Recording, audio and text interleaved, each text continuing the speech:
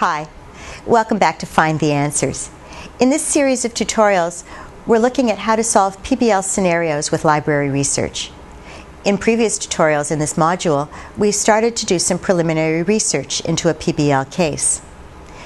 In this tutorial, we'll continue with the same case, the 22-year-old woman with pelvic pain, uterine bleeding, and nausea. After you've considered the possible causes of your patient's symptoms, narrowed it down to selected conditions, and considered possible diagnoses, it's time to consider the treatment. All the tools discussed in these tutorials can be found in three ways. First, by using the U of T Library Catalog. Second, by searching the title in the eResources tab on the Gerstein homepage. And third, under the link to Clinical EBM on the Gerstein homepage. For questions about the best treatment, medical opinion changes over time. It's particularly important to seek information sources that consider the latest evidence, such as recent clinical trials. For that reason, we recommend using information sources that are updated with the latest treatment recommendations as soon as new studies are published. This rules out standard textbooks and almost all free websites, which are infrequently updated and which may not always contain the most current evidence. Search engines, which produce results that can look good at first glance, generally prefer older studies and tend to miss the most recent evidence. Even clinical practice guidelines need to be updated with evidence that was published after the guideline. Fortunately, the medical information marketplace produces several high-quality information tools that provide the most up-to-date evidence on treatment for several hundred diseases and conditions. Many, if not most, of the conditions that you'll encounter in undergraduate medicine will fall into this category. The University of Toronto licenses several of these for your use at no cost to you. These types of tools are called distilled or bottom-line products because they distill all available evidence into a single point-of-care information tool.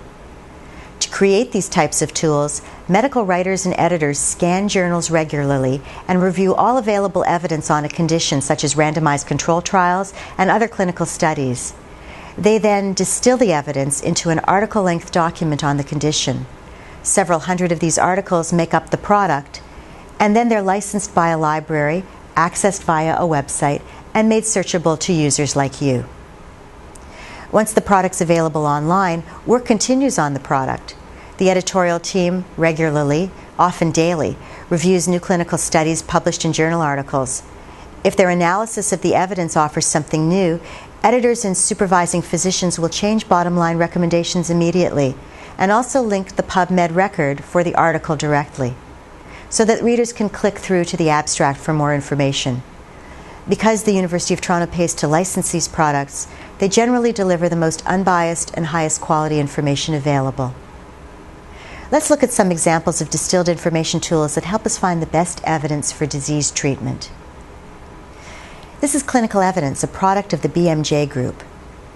Clinical Evidence covers approximately 250 diseases and conditions and focuses on treatment evidence. There are three ways to search clinical evidence.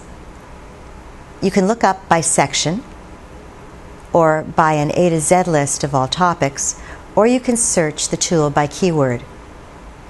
Searching distilled products like clinical evidence is a little different than searching large databases like search engines. We suggest that you find the article on the condition first, then read through it so you can find the evidence that you need inside the article. So for clinical evidence, we like to use the A to Z index as our first approach. When you click on the full review list, you'll see the A to Z index of all the articles on all the diseases in alphabetical order.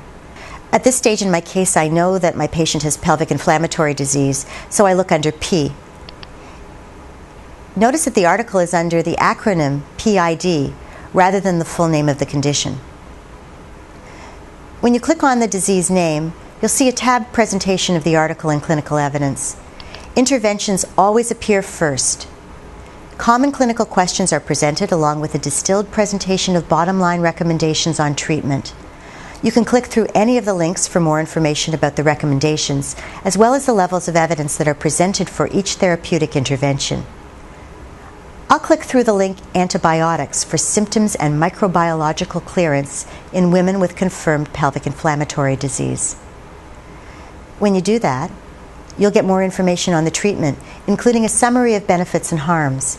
If a new article has been recently reviewed for addition to the topic, but has not yet been integrated into the text, it will appear in the Updates section. You can also find updates under the Updates tab on the home page of any article. Here's the link to the article updates for pelvic inflammatory disease.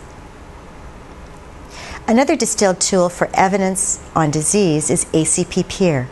ACP Peer contains distilled information on almost double the number of conditions as clinical evidence. The best way to search ACP Peer is to browse the index. To begin, click on the title to expand the index. Once the index is expanded, you can see an alphabetic index of conditions. You can continue to expand the index by clicking on any link until you can see the list of conditions. In this example, we've clicked on the P conditions and found pelvic inflammatory disease. In ACP Peer, the index appears on the left and the full article in the right frame. Be sure to check the What's New section for the latest studies that may not yet have been incorporated into the article text. After that, look for the index section that most closely relates to your clinical question. In this case, we're looking for the best drug therapy for pelvic inflammatory disease, so the best link is 7, drug therapy. In that section, recommended best practices are outlined, together with clickable links to the relevant evidence. There are distilled products for drug information as well as treatment information. When considering the best possible treatment for a condition, use distilled products that focus on diseases. But if you already know the drug that's recommended and you want to find information like dosages, brand names, interactions, and adverse effects, consider using specialized distilled products that focus exclusively on drugs. Micromedics, which we reviewed earlier as a source for evidence on lab tests, is also an excellent product for drug information. A search of the drug metronidazole, which can be used to treat pelvic inflammatory disease, shows results that integrate drug information like interactions and adverse effects with comparative effectiveness and a list of disease links associated with the drug. If you're comparing drugs, Micromedics permits a side-by-side comparison of 2 different drugs. Let's look at the interactions information for metronidazole. This is the page of interactions for metronidazole. The information is synthesized into clear categories, and the level of documentation is noted. Lexicomp is another high-quality, updated product that can be used for comprehensive drug information. When you enter the drug name into the search box and press Search, Lexicomp presents results from several databases that are integrated into the product. In this case, we'll select the first one, from LexiDrugs Online. The drug information for metronidazole is presented on the right and the index is on the left. The information in Lexicomp is similar to what you might find in Micromedics, but presented slightly differently.